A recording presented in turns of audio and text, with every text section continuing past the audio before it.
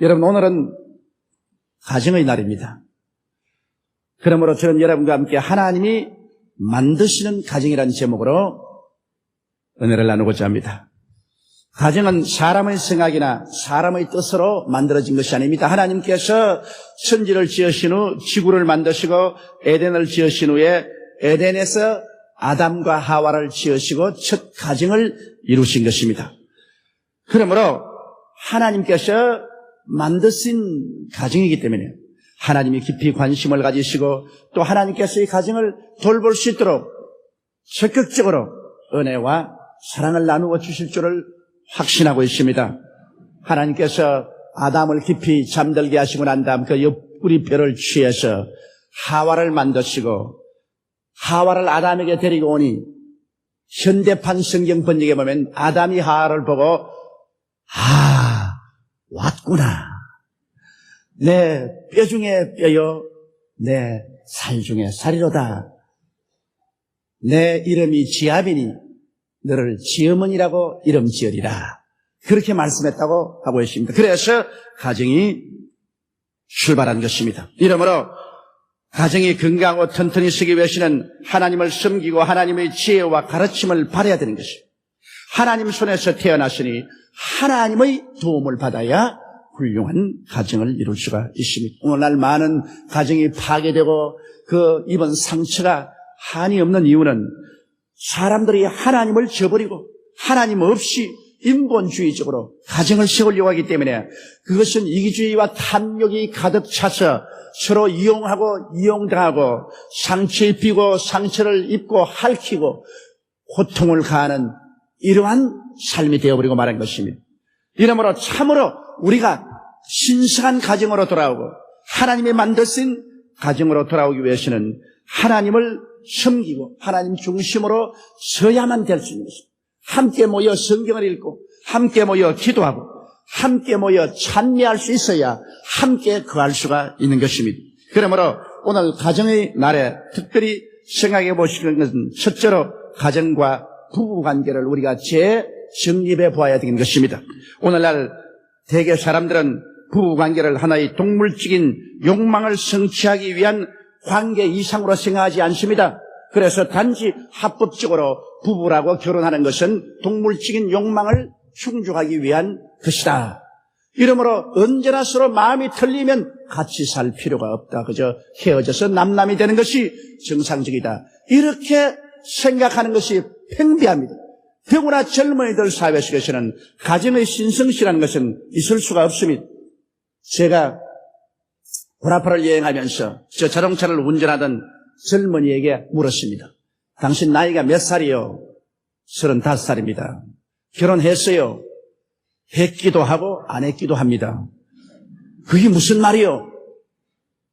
그러니까 내가 전에 데리고 살던 여자는 5년 동안 같이 살았는데 마음이 들지 않아서 헤어졌습니다. 그리고 지금 또 살 여자를 구하고 있습니다. 그래서 그게 뭡니까? 가정도 아니고 결혼도 아니고 뭡니까? 그러니까 가정이 무슨 소용이 있으며 결혼이 무슨 소용이 있습니까? 서로 모여서 살다가 서로 마음이 안 맞으면 헤어지면 그뿐이지. 뭘 옛날 사람들처럼 법적으로 결혼을 해서 가정을 세우고 살 필요가 어디 있습니까? 요 사이는 그런 생각을 하는 젊은이들은 유럽에서는 없습니다. 그 말을 듣고 완전히 우리하고 시대가 틀리고 생각이 틀렸다는 것을 알았습니다. 성경적인 가정에서 완전히 떠난 하나의 동물적 욕망 관계 이상의 가정이 아니라는 것을 제가 느꼈습니다. 오늘날 가정이란 생물학적인 필요 이상의 가정입니다. 그저 모여서 자식을 낳고 자식을 기르는 그런 협동체가 가정이다. 이렇게 생각하는 것은 중대한 잘못인 것입니다. 가정이란 가장 친밀한 사랑의 관계인 것입니다. 하나님께서 아담의 옆구리 뼈를 취해서 하와를 만들었다는 것은 둘이가 아니라 하나요. 가장 친밀한 관계를 의미하는 것입니다. 하나님께서 아담을 흙으로 만들었으니 하와도 흙으로 만들 수가 있습니다. 그럼에도 불구하고 구태여 아담의 갈비뼈를 취했다는 것은 가장 친밀한 사랑의 관계가 가정이라는 것을 말하고 있는 것입니다. 그것은 하나의 육체적인 그리고 동물적인 생물학적인 관계뿐 아니라 심장과 심장이 통하는 영적인 정신적인 그런 누대 관계가 가정이라는 것을 보여주기 위한 것입니다. 그렇기 때문에 아담이 하와를 보고 너는 나의 뼈 중에 뼈요 살 중에 살이라고 말했습니다. 그러니까 이것은 하나의 항구적인 관계를 말하는 것이지 금시 만났다가 또 헤어지고 또 만났다가 또 헤어지는 하나의 편리를 위한 일시적인 그런 관계가 아니라는 것을 보여주고 있는 것입니다. 가정이란 하나의 깊은 협동관계로 살도록 만들어준 것입니다. 하나님께서는 성경에 남자가 돕는 배필이 필요하다. 그래서 남자를 돕기 위해서 돕는 배필로 여자를 만들었다. 그렇게 말한 것입니다. 그러므로 남자는 여자의 도움이 없이는 살아갈 수가 없고 또 여자도 남자의 돌보심이 없이는 살아갈 수 없는 보완관계로서의 한 가정을 주님께서 이루어 놓으신 것입니다. 그러므로 성경이 우리에게 가르쳐주는 부부의 위상을 우리가 분명히 알아야 되는 것입니다. 성경에는 남편은 머리가 되고 아내는 수족이 된다고 말씀을 하고 있는 것입니다. 머리가 몸을 이끌어가기는 하지만은 그러나 수족이 머리를 받들어줘야 됩니다. 머리도 감아줘야 되고 얼굴도 씻겨줘야 되고 기름도 발라줘야 되고 머리가 시키는 대로 옷도 입고 모든 것을 해줘야지. 머리는 생각만 하고 있지 실제 행동을 하는 데는 수족이 반드시 필요한 것입니다. 그러므로 한 가정에서 남편이 머리가 되고 리더가 되지만은 그러나 남편의 생각대로 움직여주는 수족인 아내가 있어야 모든 일이 이루어질 수 있다는 것입니다. 이러므로 머리가 몸을 이끌고 돌보지만은 수족의 도움이 없이는 머리는 움직일 수 없는 것처럼 한 가정에도 남편이 가정을 이끌어가지만 그것을 실천하는 것은 그 아내가 있어야 모든 것을 돌봐줄 수 있다는 것입니다. 이러므로 머리는 몸을 사랑해야 되는 것입니다. 사랑이라는 것은 받는 것이 아니라 주는 것입니다. 사랑은 언제나 희생을 전제 조건으로 합니다. 사랑하는 인간은 사랑은 자꾸 내가 받는 것으로서 달라고 하는 것이 사랑이라고 생각하지만 실제는 그렇죠. 사랑은 자기를 희생하고 주는 것입니다. 하나님이 세상을 이처럼 사랑하사 주셨으니 그러므로 하나님의 사랑은 주는 것입니다. 머리는 몸을 사랑하라 그렇게 말했죠.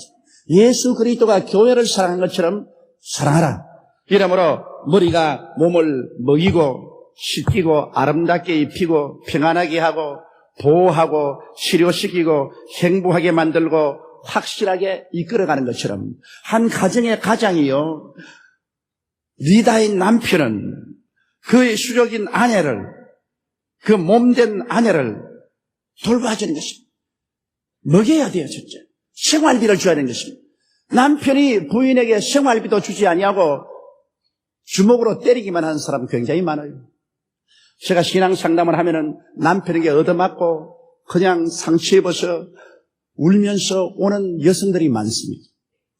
또 거꾸로 요사이 부인에게 얻어맞고 울고 오는 남자들도 점점 많이 생기는 거예요. 가정은 서로 그렇게 폭력을 행하는 것이 아닙니다. 남편은 아내를 먹여야 돼요. 생활할 수 있도록 모든 것을 돌보아주고 시키고 깨끗하게 하고 아름답게 해서 옷도 아름다운 옷을 입히고 생활도 아름답게 하면 좋지 않습니까? 부인은 가정의 화초와 같습니다. 좋은 꽃도 갖다 놓고 좋아하는데 살아있는 꽃인 부인을 아름답게 하는 것은 머리인 남편이 해야 될 일인 것입니다. 평안하게 괴롭게 해서는 안 됩니다. 마음을 평안하고 기쁘게 살 수 있도록 해줘야지. 자꾸 괴롭히는 사람이 있습니다. 이것은 되지 않습니다. 그리고 보호해줘야 됩니다. 여러 가지 어려움과 위험에서 보호해줘야 되고 마음과 몸이 병들면 정성을 다하여 치료해줘야 됩니다. 자기 몸이 병들 때 치료하지 않은 머리가 있는 것을 보았습니까? 그리고 행복하게 만들어줘야 되는 것입니다. 기쁨으로 살 수 있도록 그렇게 하는 것이 머리가 몸에 대한 의무요 남편이 아내에 대한 의무인 것입니다. 최선을 다해서 행복하게 기쁘게 살아갈 수 있도록 관심을 기울여줘야 되는 것입니다. 그리고 확실하게 리더십을 가지고서 인도를 해줘야 되는 것입니다. 이것이 바로 사랑이 해야 되는 것입니다. 사랑은 받으려고 하지 말고 사랑은 주려고 합니다. 사랑은 언제나 상대방에 대해서 깊은 관심을 가지고 있는 힘을 다해서 섬기고 봉사해 주려는 이러한 태도가 바로 사랑의 태도인 것입니다. 오늘날 가정이 의무만 있고 사랑이 없는 이런 가정은 벌써 냉담하고 얼음장 같은 가정이 되고 마는 것입니다. 남편들은 성경의 말씀대로 아내를 사랑하되 그리스도께서 교회를 사랑하시고 자신을 주심같이 하라고 말했습니다. 성경에는 예수님께서 우리의 남편이 되고 영적으로 우리가 아내가 된다고 말했습니다. 그러니 예수님이 우리를 얼마나 돌보십니까? 예수님이 우리를 위해서 먹이시고 씻기시고 아름답게 입히시고 평안하게 하시고 보호해 주시고 치료시켜 주시고 행복하게 만들어 주시고 천국까지 이끌어 주지 않습니까? 바로 예수님이 우리의 멋있는 신랑인 것입니다. 그러므로 이 세상의 남편은 모르다 예수 그리스도의 모범을 쫓아서 멋있는 그러한 남편으로서의 자기의 위치를 단단히 지켜야 될 것입니다. 몸은 또한 머리를 받들어야 살아갈 수 있는 것입니다. 여러분, 아내 된 사람은 남편을 리더로 받들고 살게 됩니다. 수족이 머리를 받드는 것처럼 받들어요. 머리를 받들지 않고 자기 스스로가 마음대로 행하려고 하면 병든 가정이 되고 마는 것입니다. 몸에 병이 들어서 머리가 혈관이 터지면 중풍병이 걸립니다. 중풍이 걸리면 머리는 머리대로 놀고 몸은 몸대로 논다. 그럼 그 몸이 완전히 병든 몸이 되고 마는 것입니다.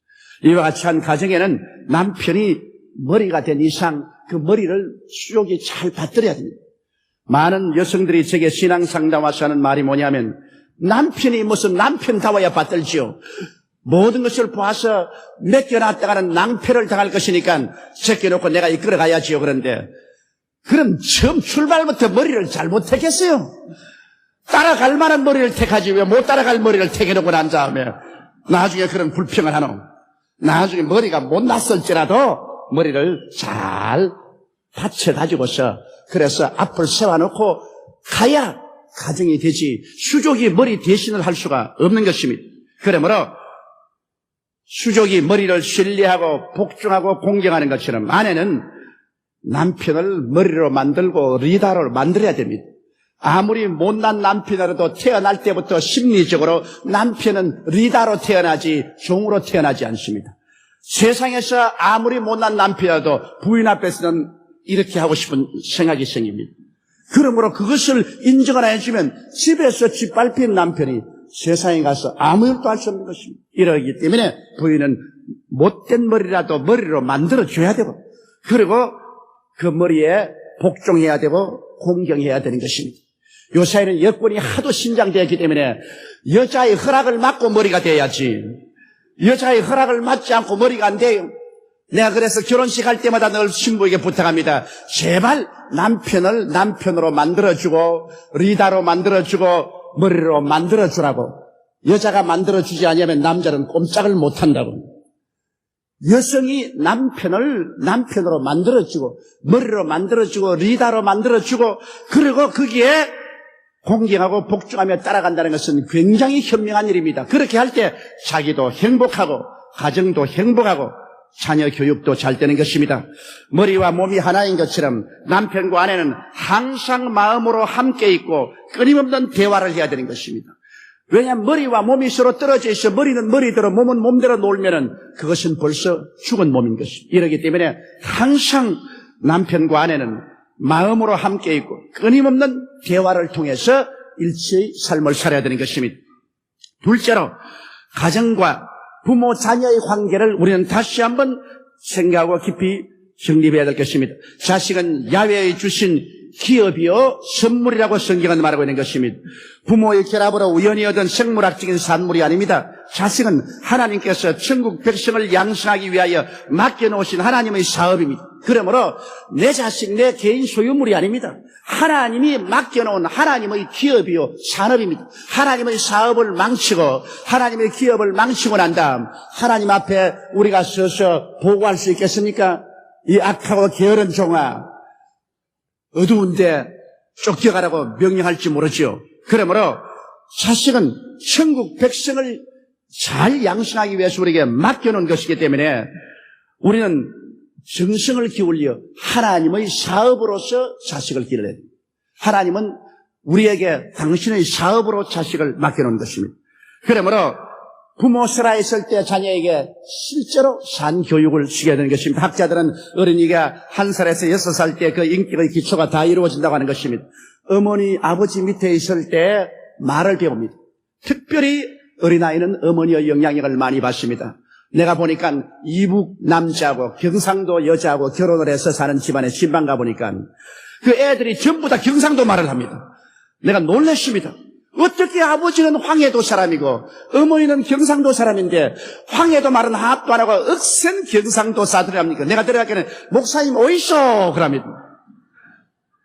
어떻게 되냐? 가정에 어머니의 영향력이 얼마나 큰지. 아버지는 그치 아침에 일찍 나갔다가 저녁에 들어오는데 애들은 어머니하고 늘 생활했기 때문에 어머니 언어를 배웠어. 이처럼 가정에 아버지 영향력도 크지만은 어머니의 영향력이 얼마나 크는지 모릅니다. 말을 한다는 것은 말이 그 인격을 지배합니다. 혀는 적은 것으로 돼 온몸을 주장한다고 했는데 그 언어를 배우는 곳이 바로 가정인 것입니다. 그 언어가 바로 그 사람의 인격을 주장하는 큰 힘이 있는 것입니다. 이러므로 어린아이 때 집에서 언어를 배우고 사랑과 미움을 배웁니다. 사랑은 받은 사람이 사랑을 줄 줄 압니다. 사랑을 받지 못한 사람은 사랑 줄 줄 모릅니다. 자랄 때 가정에서 부모의 사랑을 받지 못한 어린아이는 세상에 나와서도 성장하여 사랑을 줄 줄 모릅니다. 부모에게 사랑받지 못하고 태어난 남편과 아들과 딸들이 장성해서 장가고 시집가도 부부간에 사랑할 줄 모릅니다. 저는 과학자들이 원숭이 새끼를 가지고 시험한 것을 보았습니다.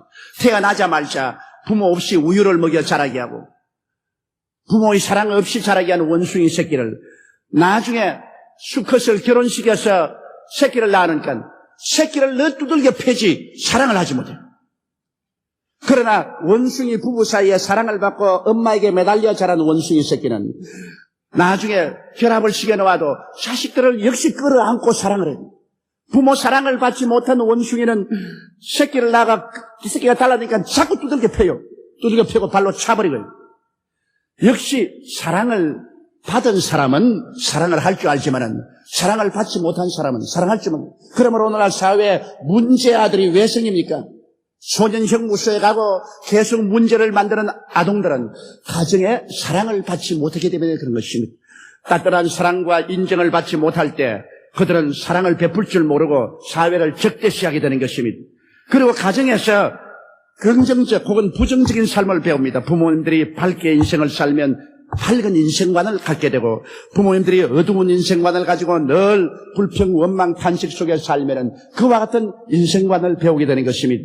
윤리와 도덕관도 집에서부터 배웁니다. 학교 교육이란 집의 교육과는 비교할 수 없습니다. 가정에 있을 동안에 부모님의 생활을 통해서 정직, 진실, 성실, 거룩함, 용서, 온유, 충성 같은 이러한 모든 삶의 태도는 집에서부터 배웁니다. 가정교육이 절대로 학교 교육을 대체할 수 없습니다. 그러므로 가정교육에 잘 배운 사람이 학교 교육에서 완성될 수 있는 것입니다.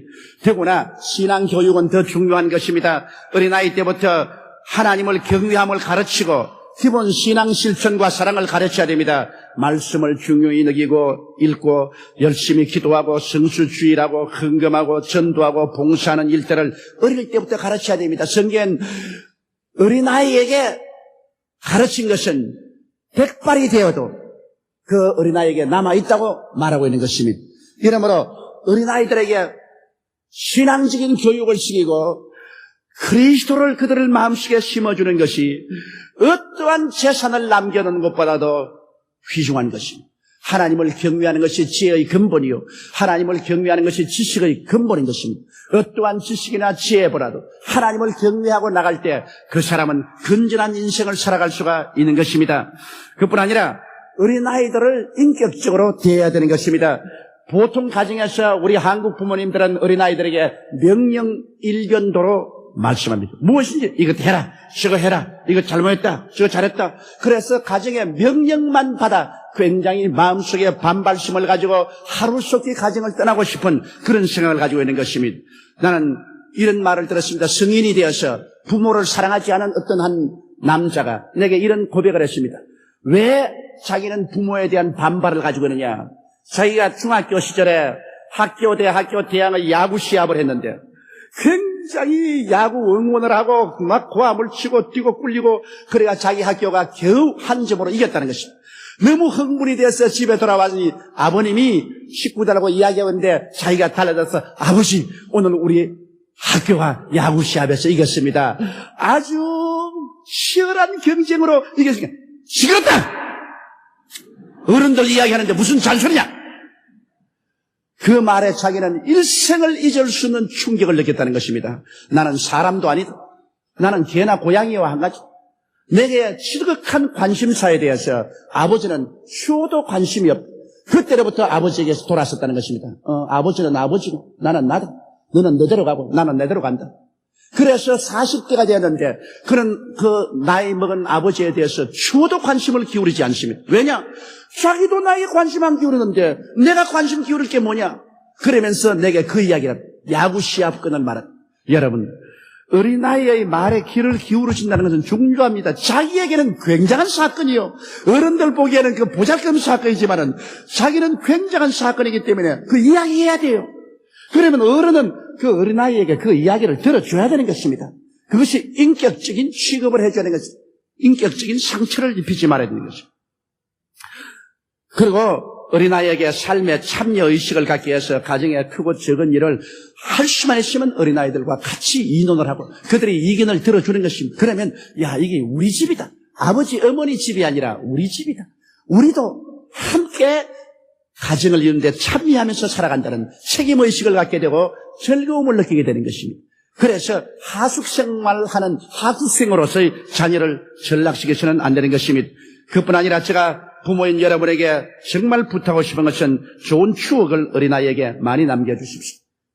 저는 벌써 애들이 다 나가버리고 없으니까 뭐 추억이고 뭐고 만들 수도 없지만은 제가 꼭 후회하는 것은 어린아이들이 자랄 때 그들의 마음속에 두고두고 생각할 수 있는 추억을 만들어주지 못한 것입니다. 제가 친하게 아는 오티스 키너 목사님이 계십니다. 이분은 아버지가 이제는 90이 다 됐는데도 꼭 토요일 날에는 아버지 집을 찾아갑니다. 그래서 자동차로 아버지를 모시고 함께 골프를 치러 가요.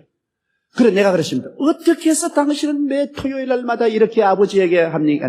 목사님, 우리 아버지가 매 토요일마다 우리가 자랄 때 반드시 우리를 자동차에 싣고 아름다운 추억을 만들어주시면 토요일 날 아버지가 바쁠 텐데 우리와 함께 낚시질하고 등산을 하고 그리고 야구를 가르쳐주고 골프를 가르쳐주고 그래서 아버지에 대한 생각을 할 때마다 토요일이 끊어지지 않습니다.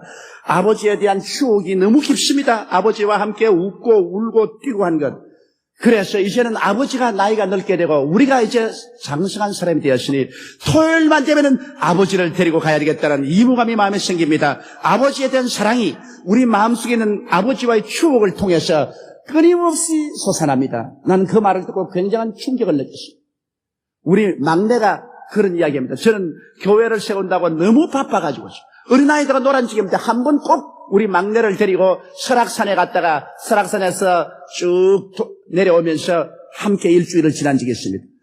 언제나 날 만나면 다른 이야기는 안 하고 아버지하고 설악산에 갔다가 온 그것을 잊을 수가 없어요.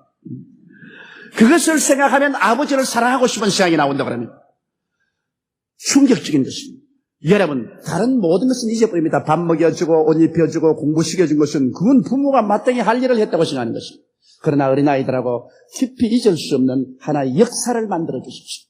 그 역사를 만들어주면 세월은 흘러가고 몸은 늙어도 이제 어린아이가 자라면서 그 역사는 추억에 남습니다. 우리 부모와 이러이러한 일을 했다.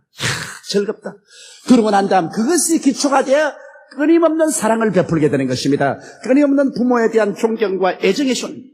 늘 앉아가 명의명한하고 이 나쁜 놈, 고약한 놈, 뺨이나 먹이고 그렇게 하면 부모에게 대한 공부심만 남아있고 나중에는 사랑은 하나도 없이 다 사라지고 차디찬 의무만 남아있습니다. 그것 가지고는 부모와 자식의 올바른 바탕이 이루어지지 아니하는 것입니다. 그 다음 셋째로 가정과 일가 친척과의 관계를 대해서 간단히 말씀하고 싶습니다. 부모와 결혼한 자녀, 부부의 관계란 참으로 중요합니다.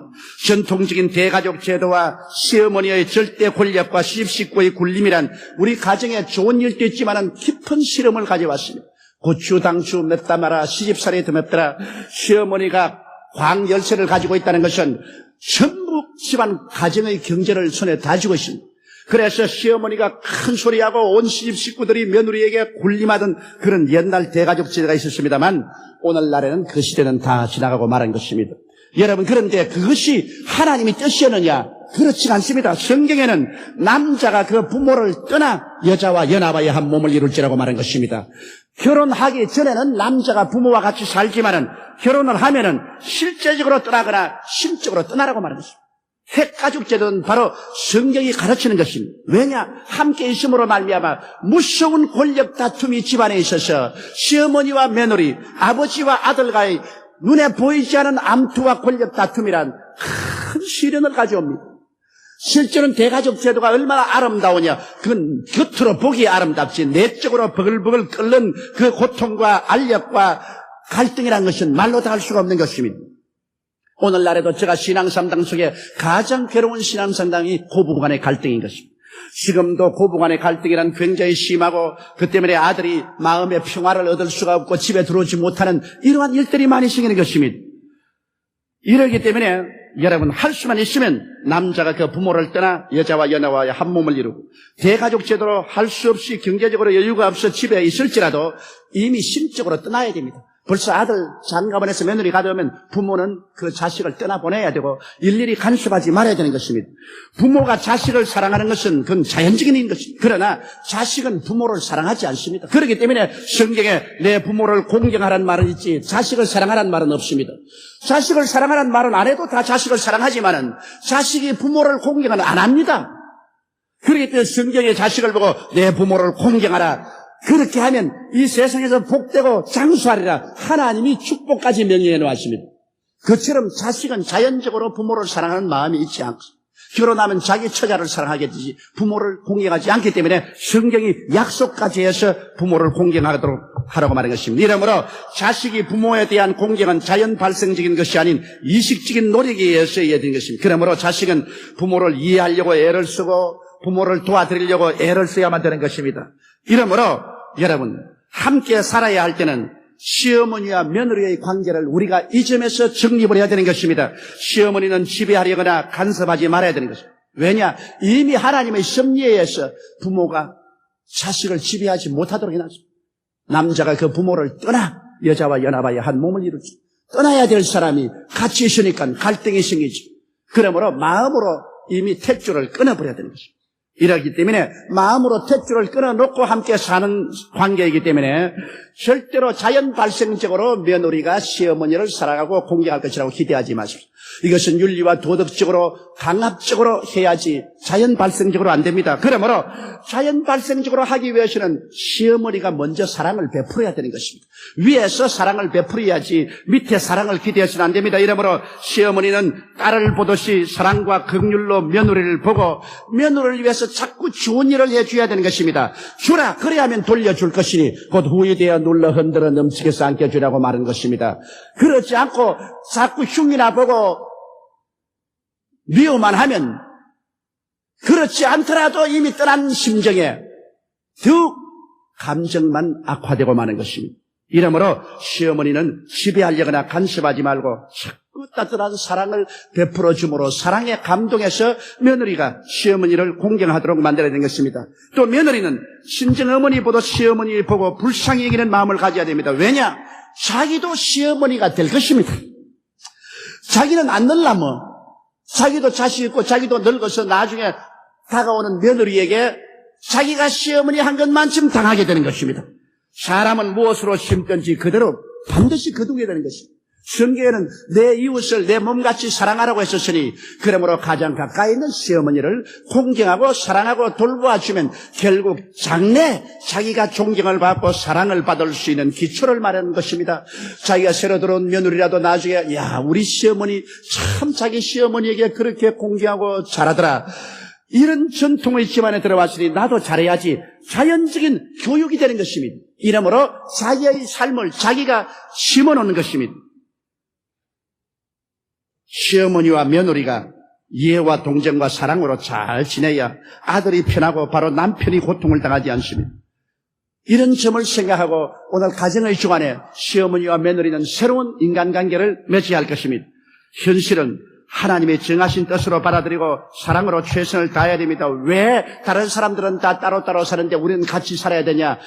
여러분, 하나님이 정하신 뜻이 있습니다. 따로 떨어져 살 수 있으면 좋은데 그렇지 않고 같이 살게 된다면 이건 하나님이 그렇게 하라고 정하신 뜻인 줄 알고 그것을 받아들이고 그 가운데서 최선을 다해야 되는 것입니다. 부모는 자식을 사랑하고 자식은 부모를 공경하는 이것을 하나님 은혜 가운데서 실천할 때 하나님이 축복과 은혜를 베풀어 주시는 것입니다. 가정이 불행하면 삶 전체가 파탄이 납니다. 행복한 가정은 생명체와 같습니다. 그러나 행복한 가정은 우연히 이루어지는 것이 아닙니다. 정원사가 꽃을 갖고 오는 정성 못지않게 온 가족이 함께 힘을 합쳐 협력해야만 좋은 가정이 이루어지는 것입니다.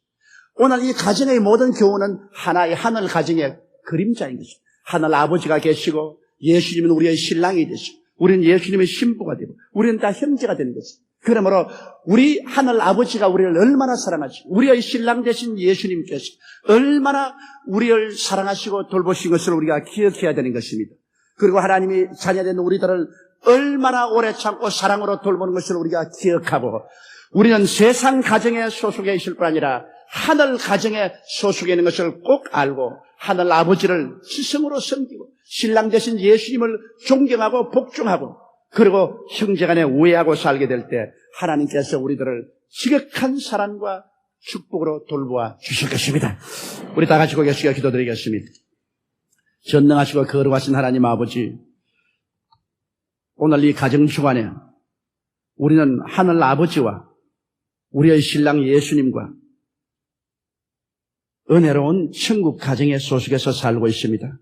아버지가 우리를 지극히 사랑하시고 예수님이 우리를 끊임없이 보호하고 돌보아 주시고 그 가운데 우리가 행복을 갖고 살고 있는 것처럼 지상의 가정의 우리 멤버들은 우리 한 사람 한 사람이 자기 책임을 다함으로 아버지로서, 어머니로서, 남편으로서, 아내로서, 자녀로서, 시부모로서, 며느리로서 우리의 직분을 주 앞에 충성스럽게 다하게 도와주시옵소서. 나는 예수만 믿고 천당 가면 된다. 다른 것은 무관심하다. 그런 엉터리 없는 생각하지 말게 도와주시옵소서. 하나님을 믿는 신앙은 곧 현실 생활에 열매를 맺어야 되옵나요? 그러므로 우리 하나님에 대한 신앙과 함께 현실에 내 위치에서 내 의무와 책임과 직분을 다하는 성실한 신앙생활을 하게 도와주옵소서. 우리 주 예수님 이름으로 기도드리옵나이다.